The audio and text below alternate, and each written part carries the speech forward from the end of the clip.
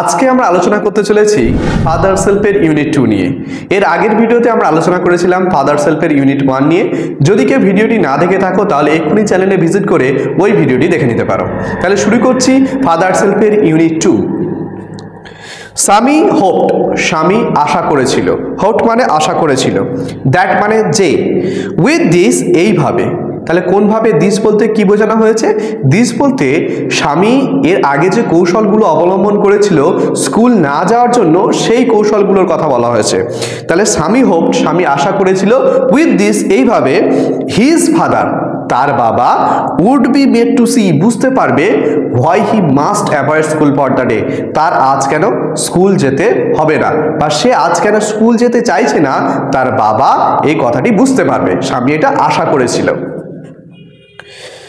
But father's behaviour, কিন্তু বাবার আচরণ, টুক অ্যান আনএক্সপেক্টেড টার্ন, অপ্রত্যাশিতভাবে বাঁক নিল। অ্যাকচুয়ালি স্বামী আশা করেছিল যে তার বাবা হয়তো এবার বুঝতে পারবে সে আজ কেন স্কুল যেতে চাইছে না, কিন্তু তার বাবার আচরণ অপ্রত্যাশিতভাবে বাঁক নিল। তাহলে কি? আনএক্সপেক্টেড মানে অপ্রত্যাশিতভাবে, আর টার্ন মানে কি? পরিবর্তন হওয়া। হি প্রপোজড, সে প্রস্তাব দিল। কে প্রস্তাব দিয়েছিল? হি মানে সে, সে বলতে স্বামীর বাবার কথা বলা হয়েছে। আর প্রপোজড কথার অর্থ হচ্ছে প্রস্তাব দেওয়া। তাহলে কি? হি প্রপোজড, সে প্রস্তাব দিল, টু সেন্ড আ লেটার, একটি চিঠি পাঠাবে, উইথ স্বামী, স্বামীর দ্বারা, টু দ্য হেডমাস্টার, হেডমাস্টারকে। তাহলে স্বামীর বাবা প্রস্তাব দিল যে সে হেডমাস্টারের উদ্দেশ্যে স্বামীর দ্বারা একটি চিঠি পাঠাবে।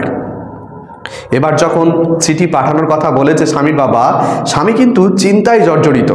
যে কোনোভাবে চাইছিল যে তার বাবা যেন স্যামুয়েলের উদ্দেশ্যে কোনো চিঠি না পাঠায়, বা তার হেডমাস্টারের উদ্দেশ্যে কোনো চিঠি না পাঠায়। কিন্তু স্বামীর বাবা অনেক স্ট্রিক্ট ছিল। No amount of protest from Swami would make him change his mind. No amount of protest, কোনো ধরনের প্রতিবাদ, মানে অ্যাকচুয়ালি স্বামীর বাবা যখন হেডমাস্টারের উদ্দেশ্যে চিঠি লিখছিল, স্বামী কিন্তু অনেকভাবে প্রতিবাদ করার চেষ্টা করছে। তাহলে কোনো ধরনের প্রতিবাদ ফ্রম স্বামী, স্বামীর থেকে, would make him change his mind, তার মনটাকে পরিবর্তন করতে পারলো না। অ্যাকচুয়ালি কি দাঁড়ালো তাহলে? যে স্বামী অনেক চেষ্টা করছিল তার বাবার, যে বাবা তুমি চিঠি লিখো না, চিঠি লিখো না, কিন্তু কোনোভাবেই কোনো ধরনের প্রতিবাদ স্বামীর থেকে তার বাবার মনটা কোনোভাবে পরিবর্তন করতে পারলো না।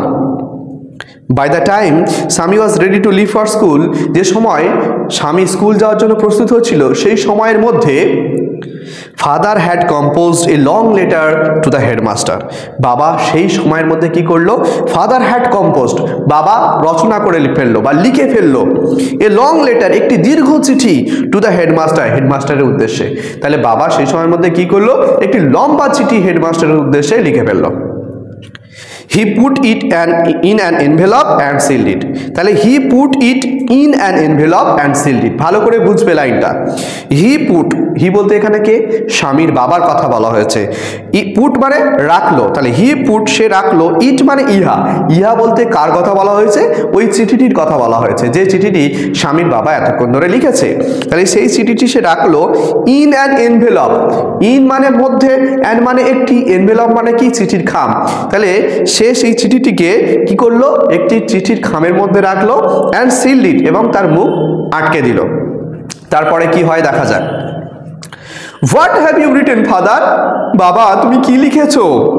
স্বামী আস্কড অ্যাপ্রিহেন্সিভলি, স্বামী চিন্তাগ্রস্তভাবে জিজ্ঞেস করলো। অ্যাপ্রিহেন্সিভলি কথার অর্থ হচ্ছে চিন্তাগ্রস্তভাবে জিজ্ঞেস করা। তাহলে স্বামী আস্কড অ্যাপ্রিহেন্সিভলি, স্বামী চিন্তাগ্রস্তভাবে জিজ্ঞেস করলো।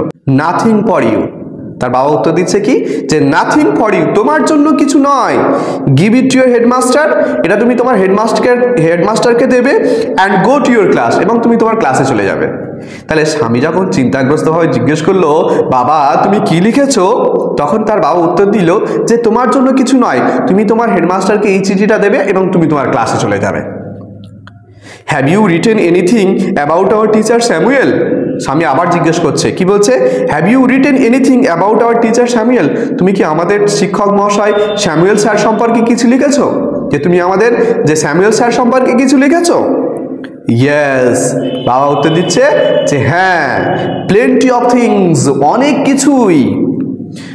What has he done father? Swami আবার জিজ্ঞেস করছে বাবা সে কি করেছে? Everything is there in the letter, give it to your headmaster. সব কিছু এই চিঠির মধ্যে আছে। Give it to your headmaster, তুমি এটা তোমার হেডমাস্টারকে দিয়ে দেবে, এটা তুমি তোমার হেডমাস্টারকে গিয়ে দেবে। স্বামী ওয়েন্ট টু স্কুল, স্বামী স্কুলে যাচ্ছিল। ফিলিং দ্যাট, এটা ভাবতে ভাবতে বা সে অনুভব করছিল, স্বামী স্কুল যেতে যেতে সে অনুভব করছিল দ্যাট যে he was the worst boy on earth, যে সে হচ্ছে পৃথিবীর সবচাইতে খারাপ ছেলে। এই ওটসটা কি? ওটসটা কোথা থেকে এসছে? ব্যাডের সুপারলেটিভ ফর্ম, ঠিক আছে? Bad, oats, ওটস্ট।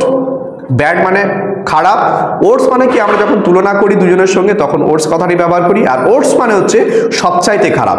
তাহলে স্বামী যখন স্কুলে যাচ্ছিল সে অনুভব করছিল সে পৃথিবীর সবচাইতে খারাপ ছেলে। কারণটা কি? কারণ দেখো, অ্যাকচুয়ালি স্যামুয়েল স্যার কিন্তু খুব একটা খারাপ স্যার ছিলেন না। অ্যাকচুয়ালি সে স্কুল না যাওয়ার জন্য সে কি করেছে, যাতে তার স্কুল না যেতে হয়, সে সেই কারণের জন্য তার বাবার কাছে স্যামুয়েল স্যার সম্পর্কে অনেক খারাপ কথা বলেছে।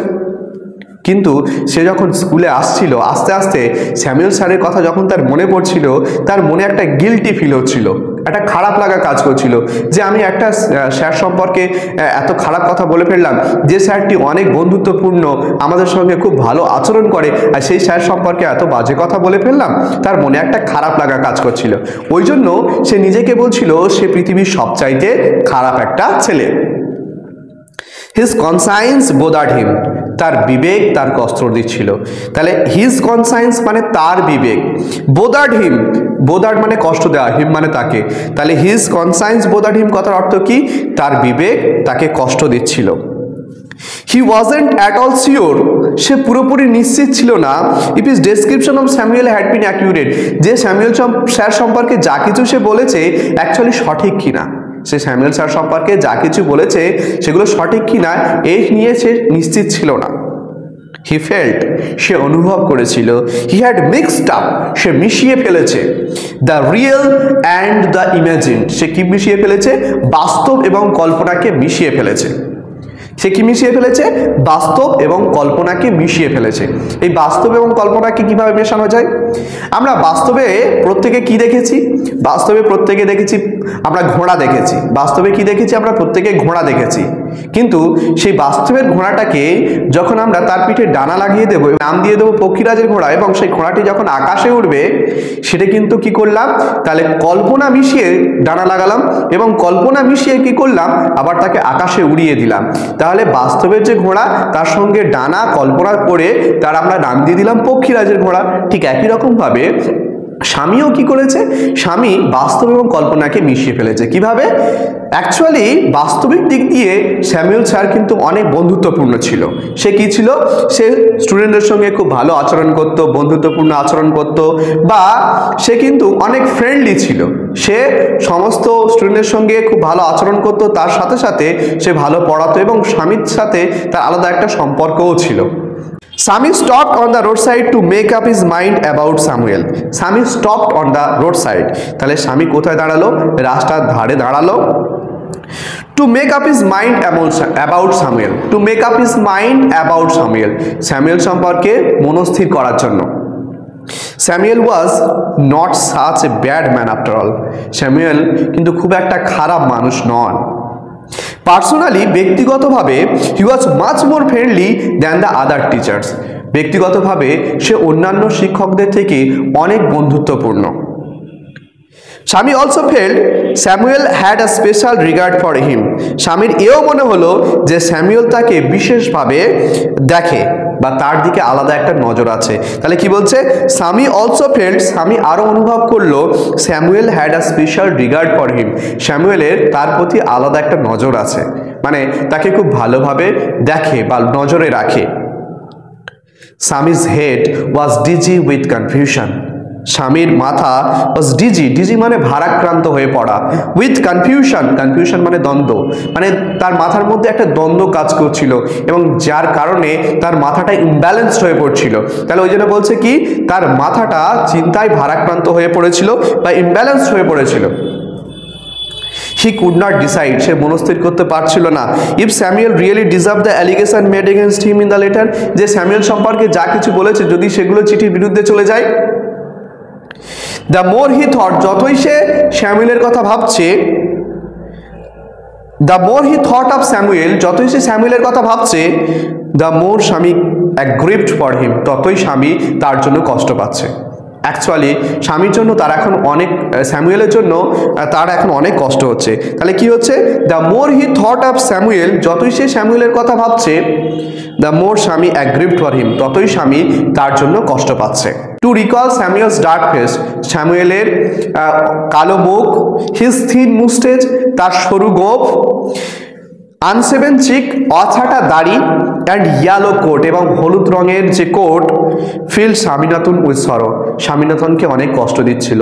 অ্যাকচুয়ালি যখন আমরা কোনো মানুষের কথা ভাবি, তার অ্যাপিয়ারেন্সটা আমাদের চোখের সামনে ভেসে যায়, এবং স্যামুয়েলের অ্যাপিয়ারেন্সটা স্বামীর চোখের সামনে ভাসছিল, এবং সে কোনগুলো দেখছিল স্যামুয়েলের, যেমন তার যে কালো মুখ, তার সরু গোঁফ, তার অছাটা দাড়ি এবং হলুদ রঙের কোট, এগুলো যখন সে ভাবছিল ততই তার কষ্ট হচ্ছিল স্যামুয়েলের জন্য। আজ এই পর্যন্ত এই ভিডিওটি। এর পরের ভিডিওতে আমরা আলোচনা করব ফাদার সেলফের ইউনিট 3 নিয়ে। ভিডিওটি ভালো লাগলে লাইক, কমেন্ট, সাবস্ক্রাইব করে আমাদের পাশে থেকো। ধন্যবাদ সবাইকে।